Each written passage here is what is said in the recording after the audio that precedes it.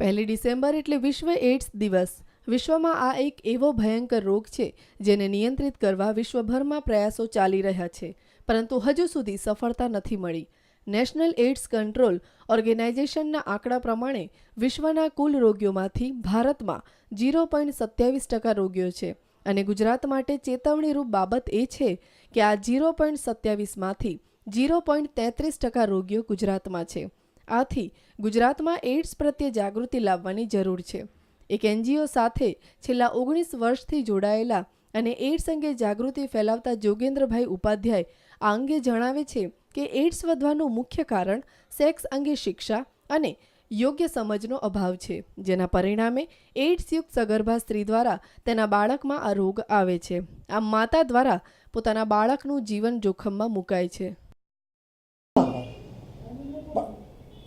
આ જો હજી પણ આના ઉપર વધારે જો હિમાયત કાર્યો કરવામાં આવે, જાગૃતિ કાર્યક્રમો કરવામાં આવે તો 100% જે 0% ડિસ્ક્રિમિનેશન છે એ ગુજરાતમાં તો હું કહું છું ચોક્કસ એ આવી શકશે 2015 સુધીમાં।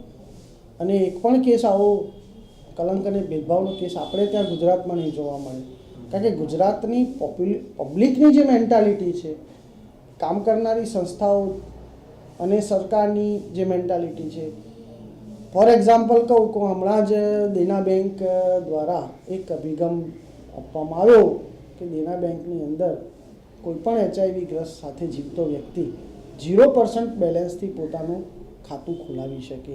આના માટે ખૂબ સુંદર રીતે Gujarat state network of positive પીપલે બીડું ઉપાડ્યું છે અને ઘણા અમારા લાભાર્થી ભાઈઓ અને બહેનો અને બાળકો એમના ખાતા વગેરે ખુલ્યા છે। તો આ એક સુંદર અભિગમ કહેવાય, ઇકોનોમિકલી સ્ટ્રેન્થ આવી શકે। એક બહુ સુંદર। યુનિસેફે કરેલા એક સર્વેમાં જાણવા મળ્યું છે કે વિશ્વમાં પુરુષો કરતાં મહિલાઓમાં એઇડ્સ રોગ થવાની સંભાવના વધુ છે અને આથી જ મહિલાઓને આ અંગે વધુ જાગૃત થવાની જરૂર છે। જો મહિલા ઈચ્છે તો સુરક્ષિત સંબંધો સાથે આ રોગને અટકાવી શકે છે।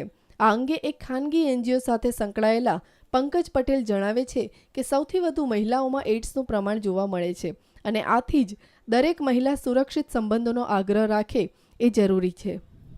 જોવા જઈએ તો HIV ચેપ લાગવાની શક્યતાઓ પુરુષ કરતાં સ્ત્રીમાં વધી જાય છે, કારણ કે ઘણા સોશિયલ રીઝન છે, ઘણા ફિઝિકલ રીઝન છે, જૈવિક જેન્ડરનો ઇસ્યુ છે, જેન્ડર છે, ફિઝિકલી એ રીતનું છે। તો એના કારણે ડૉક્ટર એડમ બેને 1994માં ન્યૂઝપેપરમાં એક લેખ હતો, આઈ થિંક હાફ પેજમાં એક લેખ હતો, ફેમિનિન ફેઝ ઓફ HIV એઇડ્સ।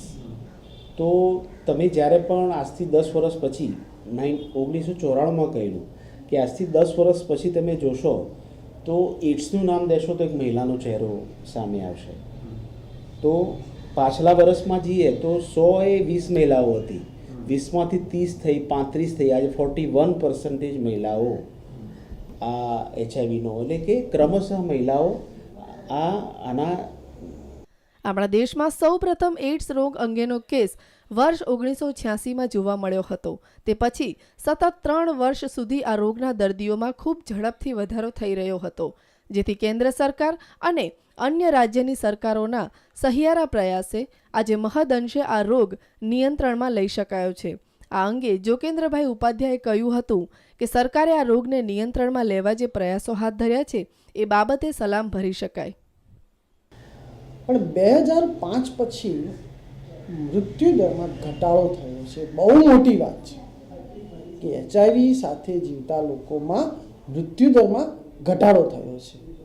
અને આના માટે ખરેખર જે આપણા જે રાષ્ટ્રીય નીતિ છે નેકોની ART બાબતમાં, તેમજ ગુજરાત સરકાર દ્વારા જીસેક્સ અને ART સેન્ટર દ્વારા ઇમ્પ્લિમેન્ટેશન કરવામાં આવ્યું છે કે અંતરિયાળ વિસ્તારો સુધી આપણે આ સેવાઓને પહોંચાડી છે।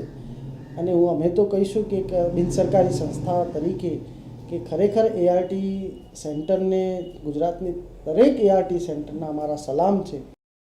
વિશ્વ આરોગ્ય દિવસની ઉજવણી વિશ્વભરમાં કરવામાં આવે છે, જે અંતર્ગત અનેક કાર્યક્રમો દ્વારા આ રોગ અંગે જાગૃતિ ફેલાવવાના પ્રયાસો કરવામાં આવે છે। આ સાથે અમુક બેંકોમાં આવા રોગગ્રસ્ત લોકો માટે પણ સારી સ્કીમો આપવામાં આવે છે, જેનાથી તે લોકો આર્થિક રીતે પણ સક્ષમ થઈ શકે.